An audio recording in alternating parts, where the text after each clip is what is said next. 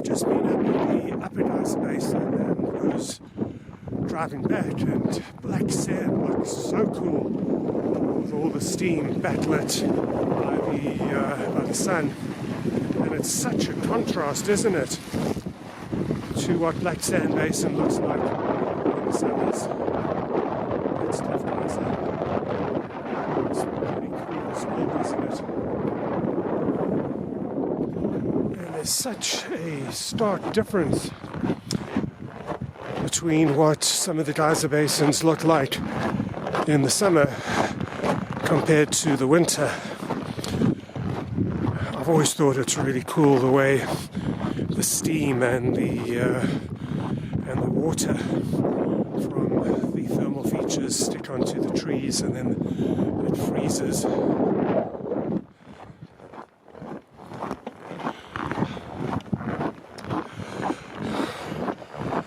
So I'm going to take a walk around a little more quickly than I did in the summer version of this tour. That you may recall is Iron Creek over there. This is Green Spring. The distance there, talking of green, that's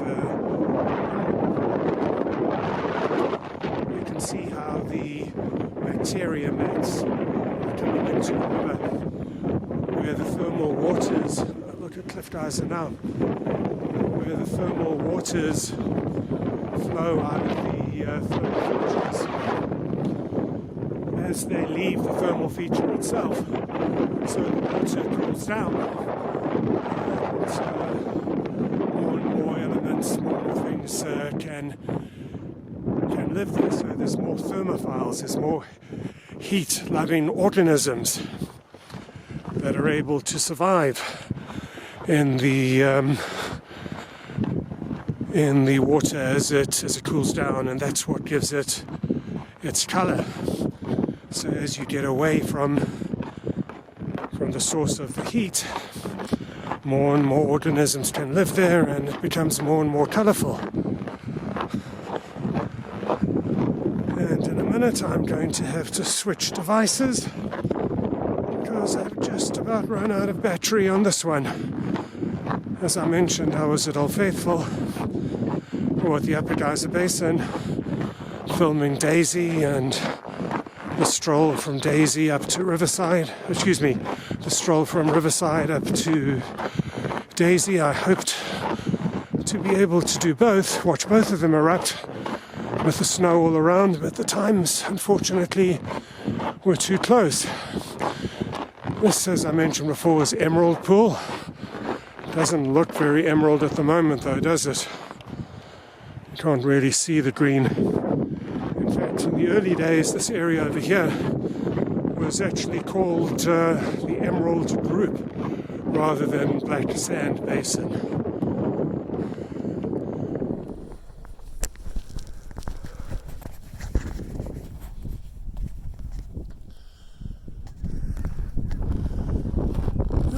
Switched over to another device.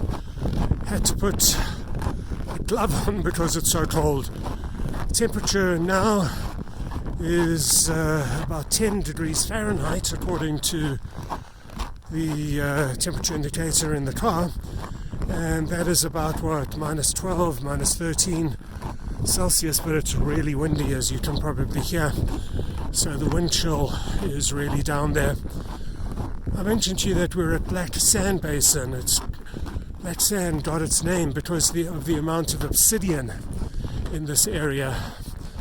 The little granules of obsidian that have got eroded and rubbed off over the years have that black color, and that's what gave it its name, Black Sand Basin. You will have seen in various of our other virtual Yellowstone tours.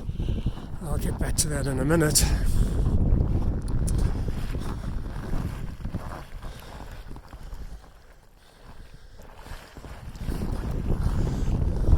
You would have seen in some of our other virtual Yellowstone tours, particularly the ones between Norris Geyser Basin and Mammoth, we go past Obsidian Cliff.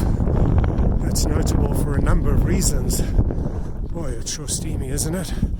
Maybe if I walk backwards, you don't see as much steam. Oh, this is a shame, you can't really see Rainbow Pool. Maybe we'll be able to see it when we get to Sunset Lake, which we'll come to in a minute. There's Sunset Lake over there. Really has the most gorgeous colours. Reminds me a little bit of Grand Prismatic Spring with the colours that come off over the sides of it. This is Sunset Lake over here. Although it might as well be nightfall for a scene of Sunset Lake. And the colours aren't anywhere near as brilliant as they normally are if you come here in the summer months.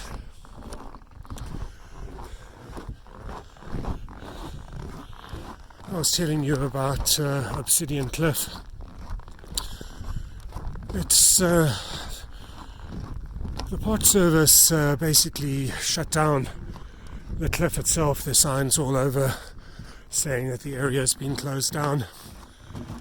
And the reason for that is that people were going onto the cliff and chipping off bits of the obsidian. Obsidian is really, really hard. Basically, you get obsidian when lava cools down very, very rapidly. It becomes very hard and it forms obsidian. And the Native Americans who were in this area, in fact they still are in the surrounding area, the Native Americans, I'll come back to that in a moment.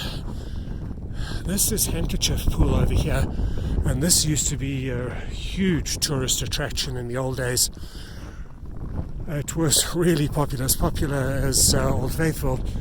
People used to come here and drop basically their handkerchiefs or similar into the pool, and they would get churned around and be spat out clean at the end. But the Park Service put a stop to that. I was telling you about Obsidian Cliff. The Native Americans used to use very hard obsidian for anything that they needed a hard implement for, like weapons, tips of projectiles, eating implements. But because people took advantage of the situation, that area has now been closed off.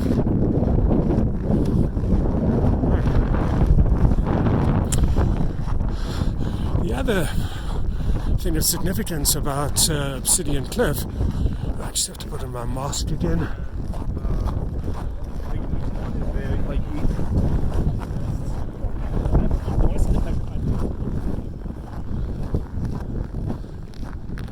The other area of significance about Obsidian Cliff is that it's the site of the first roadside exhibit in the entire national park system. The Park Service put up a little roadside exhibit there, and you can pull off and take a look at it. Well, all too soon, we've come to the end of another one of our virtual Yellowstone tours. Thank you so much for joining me. If you enjoy this virtual Yellowstone tour series, please consider giving us a thumbs up and subscribing to our channel. And remember, you can see all the virtual Yellowstone tours at virtualyellowstonetours.com.